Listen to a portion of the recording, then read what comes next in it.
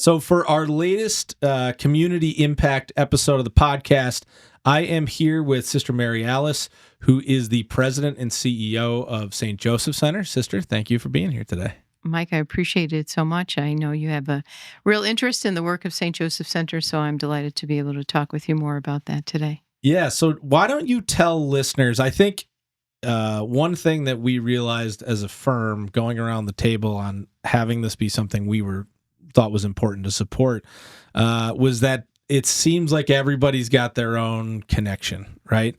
But for listeners who maybe aren't familiar with the work of St. Joseph Center, who aren't familiar with you, maybe tell a little bit about your path to getting to your current role, the work that you're doing, and how it's sort of shaped who you are as a member of the community here in northeastern PA. I'd be glad to do that.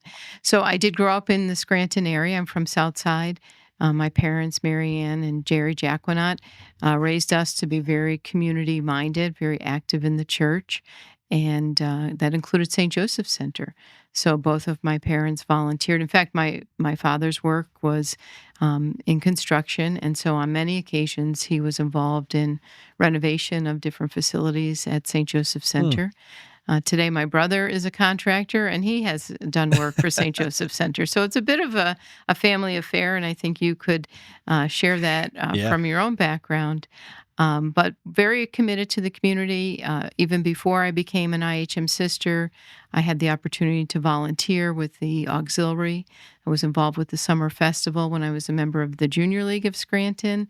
And then when I became a sister of IHM, I was much more aware of the impact that St. Joe's had on the community, the role that the congregation had in founding St. Joe's and keeping it going to this point. My past positions as a sister have included working at Marywood University, Marion Community Hospital, Max's Health System, now closed, but from the Carbondale area.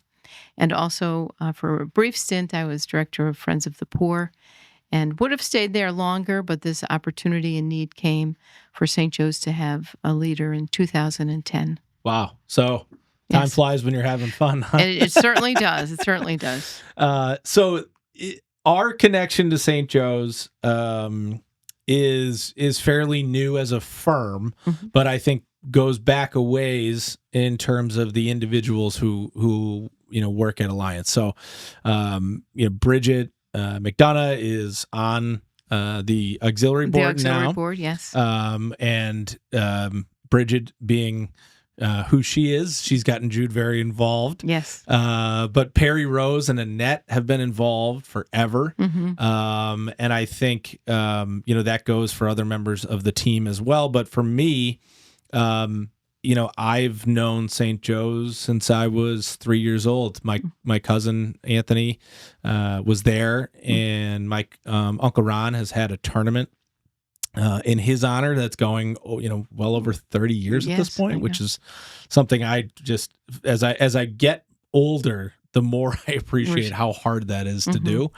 And then on my mother's side of the family, the McDonald's, especially my mom, her sisters have been involved in all sorts of ways in the picnic, the auxiliary board. So I think, this was something that was really important to us to get more involved in. So to tell listeners about what work you're doing and how you're raising money and what you're raising it for, more importantly, I think is really important. So why don't we just start with the history of the picnic, which I think is, famous throughout the area from, elementary kids who are getting to see their buddies in the summertime there, running around on their bikes and whatever, all the way up to people who've been going there for decades. Right. So talk about the picnic, its history, and how it's helped support the center's work. Sure. It's a longstanding tradition, like so much of St. Joseph Center. I appreciate you sharing your family connection, especially for AJ, who lived at the main center. The main center is licensed as an intermediate care facility, so we care for those who have intellectual and developmental disabilities, especially those who are medically complex. And that continues to be maybe our core work, but then surrounding that, we have community homes, we have outpatient therapy, we have services such as our medical daycare and community homes. Our oldest ministry is that takes us right back to 1888 is providing safe homes for children whose parents couldn't care for them, and that's today our adoption work. And also, we have 2 shelters for women experiencing homelessness, either when pregnant or parenting an infant child. So, Amazing. your family has one story to tell, but this whole community cares about the work of St. Joe's because many people have interacted with it in a number of ways, maybe as a past staff, as a volunteer, maybe as a student nurse, Hmm. having that experience. And we're grateful for all of those relationships because the key to fundraising success is relationship and impact. And so we have connections. And you mentioned Bridget, Annette, your aunts and uncles, and the way they've been involved. Your grandmother has volunteered at our baby pantry. So there's just a She'll be lot of mad I ways. didn't mention Yes, yes. it. So there's just lots of ways that St. Joe's has sort of tugged on the heartstrings of people, Yeah. and that continues to be our key to success. The start of the picnic, and I know you're from Dunmore when you call it a picnic. A lot of people call it the summer festival, but it's a picnic. And for the longest time, we called it the backyard picnic because the history dates back to 1961. Wow, I didn't Yeah, realize it was that. back. Yeah, a long time now. And the women of the neighborhood, and I had the good fortune of knowing one of the last survivors of that original group, Gert Sheridan. So the women who live, because the main center of St. Joe's at 2010 Adams Avenue is situated in a neighborhood. And so surrounding St. Joe's were family homes. And it was the idea of the women in the neighborhood that their children should know the children who lived at St. Joe's. And at that time, they would have been children who were placed there for orphanage care, the potential for adoption, or some children who had mild intellectual disabilities at that time. So they just thought, while our kids are playing in our backyard and the kids are playing in the backyard at St. Joe's, let's introduce them to each other. Yeah. And so it started with some backyard games and, some food to be enjoyed by everyone, candy and ice cream and all the things that neighborhood kids enjoyed.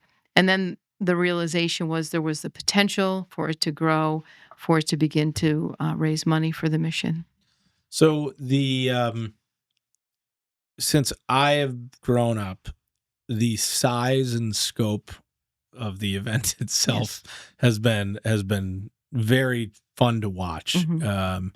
And the one year I offered to volunteer. I thought I was going to be making potato pancakes or something, and I got thrown in the data entry room inside Air for the conditioning. pledges. Yeah, Yeah. which I was okay with. But it Mhm. was it opened my eyes as I must have been in college or just back from college at that point. But it opened my eyes to the size.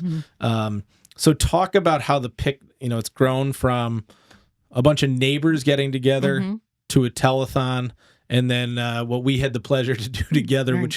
which is go on WNEP and brace ourselves Just for for whatever Joe Snedeker Snedeker was going throws to your way, do. right? Yes, yes. So, so it was on grounds for the longest time, right at the main center, and then for a short period of time, and many listeners who have local history will remember there also was a chicken dinner. It took the place of they took away all the games of chance, and they had the chicken dinner. Then they realized that there was a limit to what could be earned that way. So the idea came back of the games of chance, food, things to be sold, food that people enjoy from their church picnics. Another opportunity to get potato pancakes, pizza frita, the things people don't necessarily want to make at home.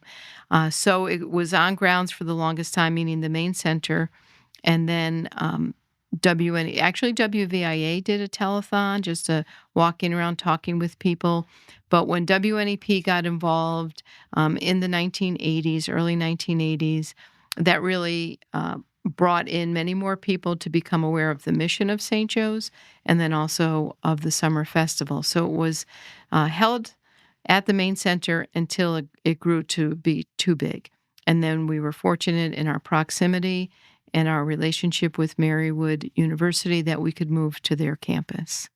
And when does Gojo start and all the festivities around that? Because I think that's something that I think just WNEP's viewership Right. is so broad. Right. It takes it from beyond a greater Scranton thing to an entire region Right. where people are coming from all over and they're donating from all over, whether it's over the phone or online. So how did that happen? What was that phase of growth like, and how has that helped expand what you're able to do as an organization? Sure.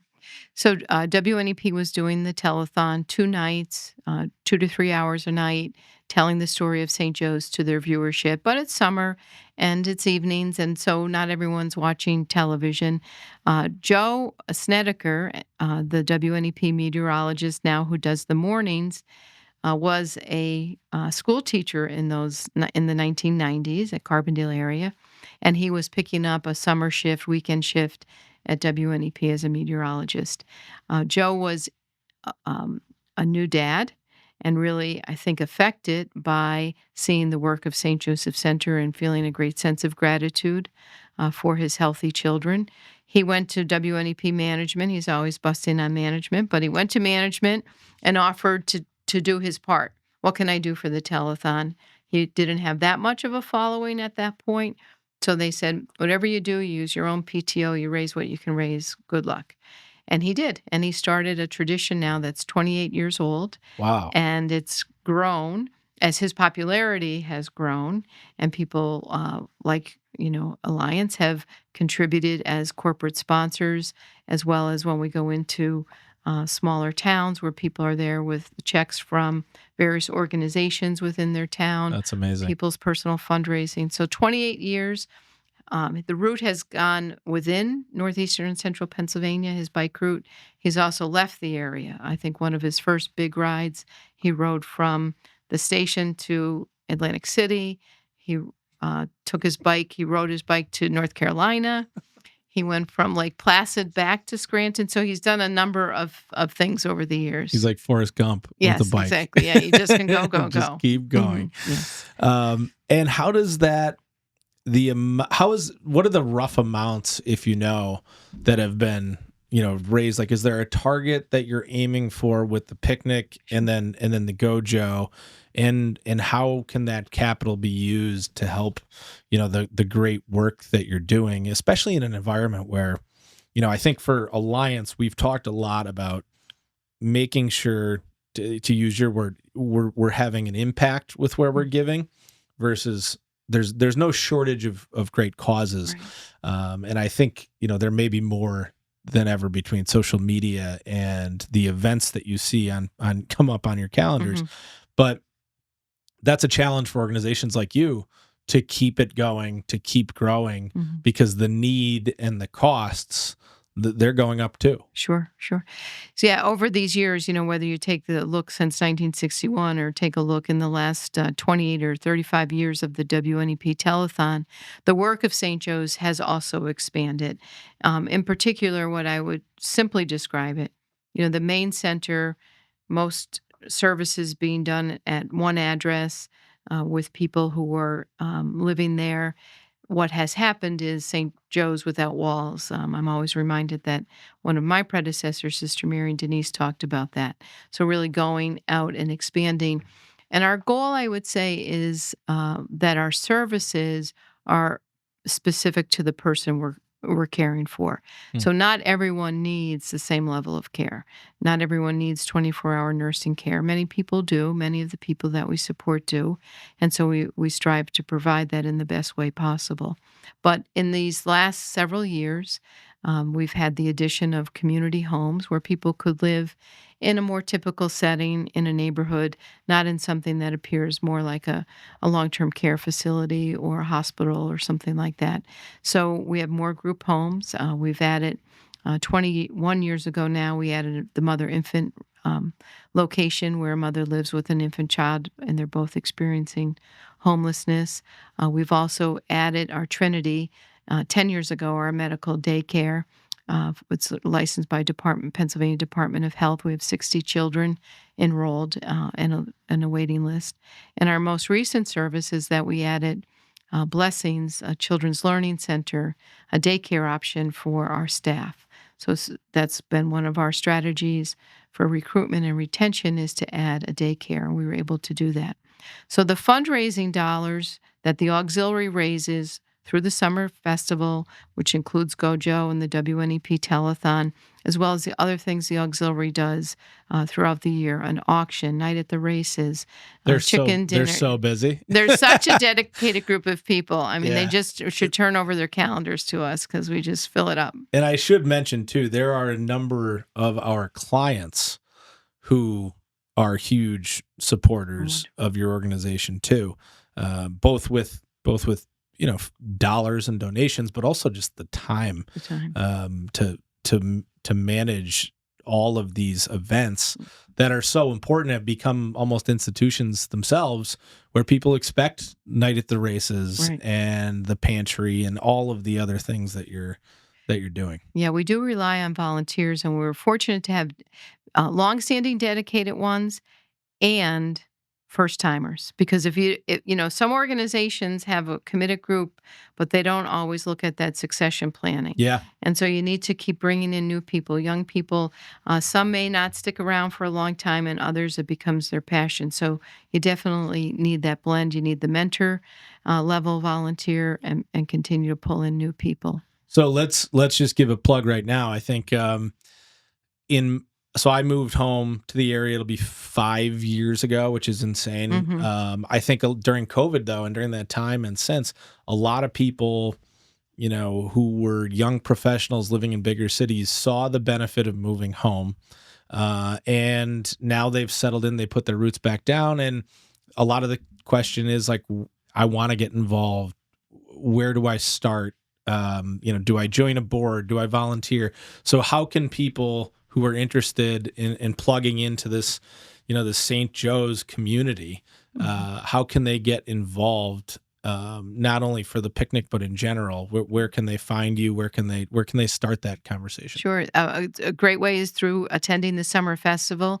Our committee members will wear T-shirts that have our logo, the auxiliary logo, and the word committee across the back. So depending on people's time, their availability for time, their expertise, we have a variety of volunteer opportunities, as you described, for board membership, which is more of a longer-term commitment, attending meetings plus supporting the activities. But we have activities where we just say, we need extra sets of hands to sell something, to prepare something, to organize. So we welcome. There's that contact. We have volunteer services at the main center. If maybe somebody has room in their life where they'd like to give 2 or 3 hours a week and be a companion to someone who lives at our main center or one of our community homes, just to find out where they might have mutual interest and spend some time together. So I do believe strongly in community volunteerism. I know it's helped me enlarge my understanding, enlarge my circle of friends. And I would encourage anyone who's hesitating to explore volunteerism and to continue to work at it till you find something that brings satisfaction. Sort of lights you up. Yeah. Right. Everyone who volunteers says, I give, but I get. I give my time, I give my resources, but I get that sense of meaning, satisfaction. And I think in a world where we're scrolling on our phones and people are mad about politics and whatever else is going on in the world, sometimes it's nice to put the phone down, roll up your sleeves, and just get involved with your neighbors. Right. And I think St. Joe's provides that in a uniquely throwback way. Yes. Yeah, I think so. Again, because of our longstanding tradition and just the value we place on people, the people we serve, it's insincere if we're not also placing that value on our staff, on the people who support us as volunteers, as donors, as the general public who will come to our summer festival. We value and appreciate people very much. So I don't want to take up too much of your time. I know you're busy with not only getting ready for the festival, but running this great and growing organization. But talk about, so president and CEO, looking forward, what are you thinking about? What are you laying awake, excited about? and really spending time on going forward as you shape the direction of this organization that's doing so many things all at once. No, thank you. I am excited about what's ahead for St. Joe's. We have a very mature career ladder for our direct care staff, and we want to continue to build on that. So we employ 650 people. About 400 have the title, some title that's direct care, whether it's a direct support professional or program assistant. And those people have a variety of background, maybe no formal education, a lot of life experience, the experience of taking care of people, and we want to continue to build on that.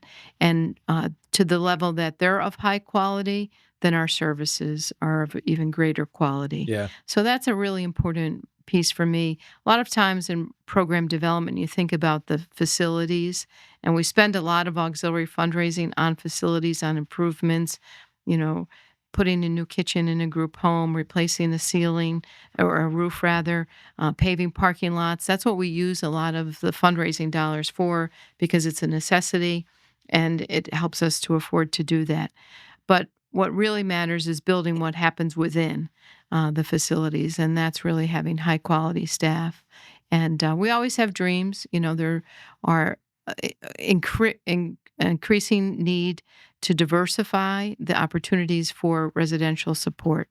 So again, not everyone's going to live in a facility sponsored by St. Joe's. They may live in their own home or with someone else, but they still need some level of support. So making sure we're diversifying so it's as person-centered as Yeah. possible. Yeah, that model is evolving probably before your Mhm. eyes, I would think, right? In terms Right. of long-term care. Yes, and people are living longer with disability, and that's a great thing, but it brings with it some challenge Sure. to make sure that we're meeting people's needs across an age continuum that is, again, what meets their expectations for a full and meaningful life. What would you say is something that the average person who may even be somewhat close to St. Joseph Center doesn't know? Whether it's something you're doing or something regarding the history. But what's a little surprise that people are often like, oh Okay. wow, really? Yes. When it comes to St. Joseph Center. Okay. One would be the number of employees that we have. People are surprised to hear we're greater than 600 employees, and that's because of all the It's amazing. community homes that we have. I think one surprise is that we were founded by the auxiliary. So we were started with a group of volunteers, one IHM sister and 8 women. On November 20th, 1888, started the St. Joseph Society to care for children whose parents couldn't care for them. So it was a volunteer group for 2 years until the first home was purchased, and then it became a sponsored ministry of the congregation of the Sister Servants of the Immaculate Heart of Mary. So that's pretty interesting. Yeah, We think that's a when good one. we kind of I didn't see that one. I knew you were going yeah to surprise yeah me. Obviously, that's not hard, but yeah. We that's circled a good one. back to we started with the volunteer conversation. We circled back to think. Somebody might say, "Oh, well, what difference if I go to that meeting? What difference if I lend my support?" Well, They in started the whole darn 1888, thing. they got it started. So, yeah. So let's just. I have a couple more questions for you. One of them, I didn't tell you I was going to ask, but let's just talk logistics. Let's talk Okay. about the events so that listeners can throw it on the calendar. When does the telethon start? When Okay. does Joe start racing? Okay. And then when can people go get their delicious food and play some games and pick up some books at the festival? Sounds great. So this period of June into July, we will have a lot of community bike rides. So a lot of people will have events that we sell Go Joe shirts at, and we'll do great things throughout the community. So that's been going on now. The summer festival itself begins on Friday, July 25th, and it's Friday, Saturday, Sunday. Sunday's hours are noon to 7, and Friday and Saturday are 4 to 10. Joe starts his bike ride on Monday morning, July 21st, and he is going to leave from Marywood University, the location of the summer festival, at 5 a.m. Well, he'll leave at 7 a.m., and then he'll ride through northeastern and central Pennsylvania. You can go to WNEP.com to see the cities and the locations where he's arriving. That's really been such a great experience when he goes out. I'll spend Monday and Tuesday following him in a van and stopping along the way. How long does he go during the day? I've always wondered that. He can go anywhere between 30 and 50 miles in the morning and the afternoon. So his day total is somewhere, and I know this seems like a big number for, cyclists, but it's somewhere between, 70 and 90 miles a day. Wow. Yeah. It's incredible, and in all kinds of condition, because if it's raining, if they'll take him off if there's lightning, of course they'll take him into one of the vans, but the high humidity, it's summer, and he's determined to do it. Well, let's hope he gets some good weather, because Yeah, I we hope haven't so. had a ton of it so I far know. this year. He does need a break, and I think that's what people say. It's his chance to redeem himself for all of his antics all year long. And I will say the people who come out to see him in all the communities with their donations for St. Joe's, they're as varied as he is. So young children get a kick out of him. Old Polish women who bring him homemade pierogies. With the theme this year of mustaches, we'll have people showing up with mustaches in all forms, I'm sure. And so it's a lot of fun. So it's a week-long bike ride. He's ending Friday night, July 25th in Frackville. And the telethon will be Friday and Saturday, July 25th and 26th, 7 to 9 p.m. on WNEP. Fantastic. Yeah. So one last question. This is one unrelated to this directly, but it's something I've asked everybody on the podcast so far. Okay. So given everything you know now in your experiences, what is one thing, or what would you tell your 22-year-old self having a conversation with her today? Oh boy, that's a tough one to come unprepared. So, I don't live with a lot of regret, but I would say, make the most of every opportunity, everything you're invited to, give it a try. To travel, to learn. I guess I wish I learned a second language. I only speak English, so I wish I learned a second language. Maybe learned a musical instrument. So maybe some of those opportunities I put to the side. But I didn't do a lot of volunteerism, and that's come out to be a wonderful part, continues to be an important part of my life. So I'm grateful that I did those things. So say yes more often. Yes, absolutely. Say yes, I'm willing to go. Yeah, as you said, we could all stay home and look at our phones, but there's so much of life to be lived. Yeah. Well said. Well, let's end it there. I'm so happy that Jude, Bridget, Perry, Annette, and the team has really brought this to something as a firm we're going to get involved in more. So glad we got to sit down together. Yeah, thank look you, forward Mike. to the festival, and I look forward to seeing Joe cross the finish line and maybe kiss somebody's shoes. That's right. Yeah, like he did Jude. Yeah, he's unpredictable. As soon as you expect him to do the same thing, he's not likely to do that. And so. now we could, I can say firsthand that it's all real. It's all real. Yeah. The best you, laid sister. plans. Yes. Thanks, Mike, so much. Appreciate this opportunity, and grateful to Alliance and your partners for embracing the work of St. Joe's. Yeah, we're thrilled to be involved, and look forward to many more years of it. Good. Thank you. The information in this interview is provided for informational purposes only and should not be taken as investment, legal, or tax advice. Opinions expressed in this interview are subject to change without notice. It is important to remember that investments in securities involve risk, including the potential loss of principal invested. Past performance is no guarantee of future results, and diversification does not guarantee a profit or protect against loss in a declining financial market. Alliance Wealth Advisors is an investment advisory firm that is independently owned and operated. Alliance does not make any representations as to the accuracy, timeliness, suitability, completeness, or relevance of any information prepared by an unaffiliated third party mentioned in this communication, and takes no responsibility. Our guest did not receive any compensation for this interview, is not affiliated, and not a client of Alliance Wealth Advisors at the time of this publication. For more information regarding Alliance, please visit alliancewealthadvisors.com/legal disclosures.